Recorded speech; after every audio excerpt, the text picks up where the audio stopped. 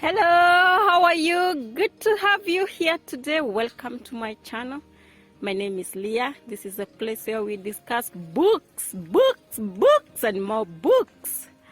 I share with you the insights that I have gained from the books that I have gone through.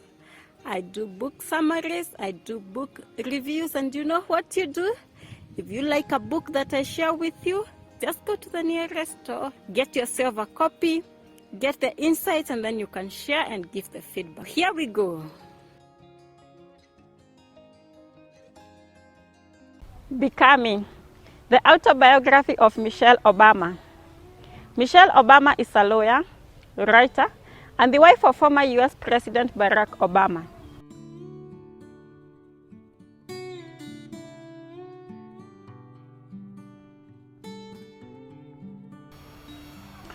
The second part of the book is where Michelle talks about becoming us. She discusses her relationship with Barack Obama before marriage, during marriage, while they were in the White House, and before they got to White House. Michelle and Barack married at Trinity United Church of Christ, and this was on October 3rd in 1992. They met in 1989 at Michelle's first job as a lawyer at the Chicago firm Sidley Austin. Her future husband Barack was a summer intern to whom Michelle was assigned as an advisor. Initially, Michelle refused to date Barack. She believed that their work relationship would make the romance improper. Finally, she gave in, and the couple fell in love. After 2 years of dating, Barack proposed. Career in law and public service. After graduating law school in 1988, Michelle worked as an associate in the Chicago branch of the firm Sidley Austin in the area of marketing and intellectual property. In 1991, she left corporate law to pursue a career in public service, working as an assistant to Mayor Richard Daley, and then as the Assistant Commissioner of Planning and Development for the city of Chicago. In 1993, she became executive director for the Chicago Office of Public Allies, which is a non-profit leadership training program that helped young adults develop skills for future careers in the public sector.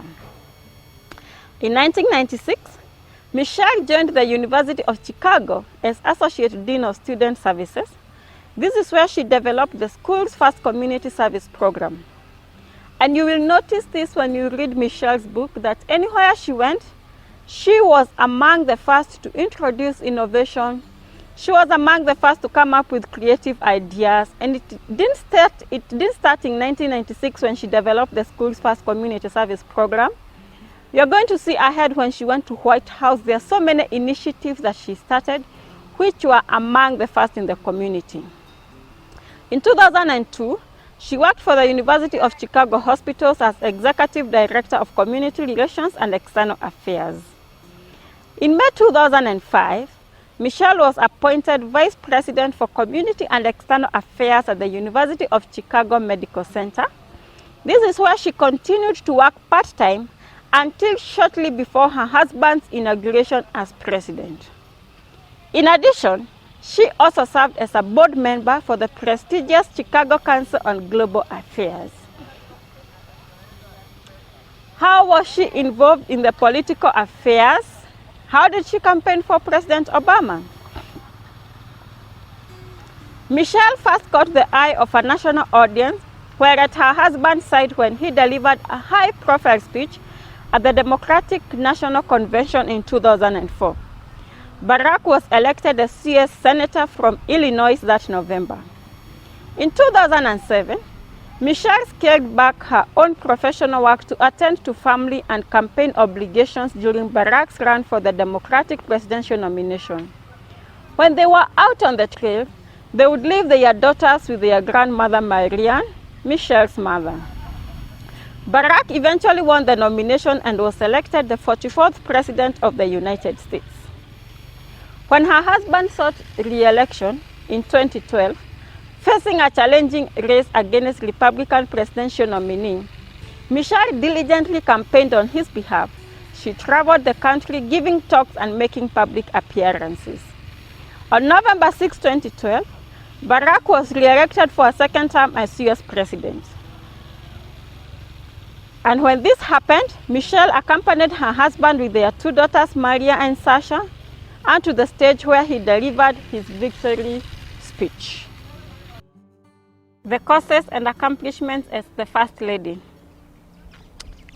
As a First Lady, Michelle focused her attention on issues such as the support of military families, helping working women balance career and family, and encouraging national service. She did a lot of volunteering, and during the first year of the Obama presidency, Michelle and Barack volunteered at homeless shelters and soup kitchens in the Washington, D.C. area. Michelle also made appearances at public schools, stressing the importance of education and volunteer work. She did also something to do with organic food. Ever conscious of her family's diet and health, Michelle supported the organic food movement, instructing the White House kitchens to prepare organic food for guests and also for her family. In March 2009, Michelle worked with 23 fifth graders from a local school in Washington, D.C. to plant an 1,100 square foot garden of fresh vegetables and install beehives on the south lawn of the White House. She also put efforts to fight childhood obesity near the top of her agenda. Healthy living initiatives. Michelle remained committed throughout her time as First Lady to her health and wellness causes. In 2012, she announced a new fitness program for kids as part of her Let's Move initiative. Along with the U.S. Olympic team and other sports organizations, she worked to get young people to try out a new sport or activity. In this book, she puts a quote that says, "This year, 1.7 million young people will be participating in Olympic and Paralympic sports in their communities, many of them for the very first time." And that is so important because sometimes all it takes is that first lesson, that first clinic, or that first class to get a child excited about a new sport. Just to put her message in print, she released a book as part of her mission to promote healthy eating, where it was entitled American Grown, the story of the White House kitchen garden and gardens across America. How about parenting? As earlier mentioned, Michelle could not conceive naturally, and she had to go through IVF for her firstborn to be born, and she is the mother to Maria and Sasha. Both Michelle and Barack have stated that their personal priority is their children. After Barack was elected president in 2008, the parents realized that the move from Chicago to Washington, D.C. would be a major adjustment for any family. Residing in the White House, having Secret Service protection, and always being in the wake of their parents' public obligations dramatically transformed their lives. However, in this book, Michelle tells us that they tried to make their daughter's world as normal as possible. They had set times for studying, going to bed, and getting up. She says, "My first priority will always be to make sure that our girls are healthy and grounded." She has also said, "I also want to help other families get the support they need, not just to survive, but also to thrive." Something else we get from this book is Michelle's sense of fashion. And we get to know that she's a fashion icon. After her husband's political role pushed her family into the spotlight, Michelle was publicly recognized for her no-nonsense campaign style as well as her sense of fashion. In May 2006, she was featured in Essence magazine as one of the 25 of the world's most inspiring women. In September 2007, Michelle was included in the list of best dressed women, appearing in the top of the Harvard 100. She has also appeared twice on the cover of Vogue and the Vanity Fair Best Dressed list for 2 years in a row, as well as the People's Magazine in 2008 as the best dressed politician's wife. During the inauguration ceremony for her husband's second term, which happened in 2013, Michelle and her daughters received attention for their fashion choices. These included clothes from Tom Brownie and Kate Spade. So in this book, Michelle has given us so much about her life. She has given us so much about her marriage life, her career, how she grew up, and we are able to read and to see how she makes her choices and how she's able to stick to her goals, which has helped her to overcome all the challenges to be who she is today. So what do I think about the book? On a scale of 1 to 10, I will give it an 8. I earlier mentioned I read this book once in a year, which I would also encourage you to do the same. Do I think this book could have been made better in any way? Yes, I do. Michelle Obama does not tell us so much about the personality differences between her and her husband.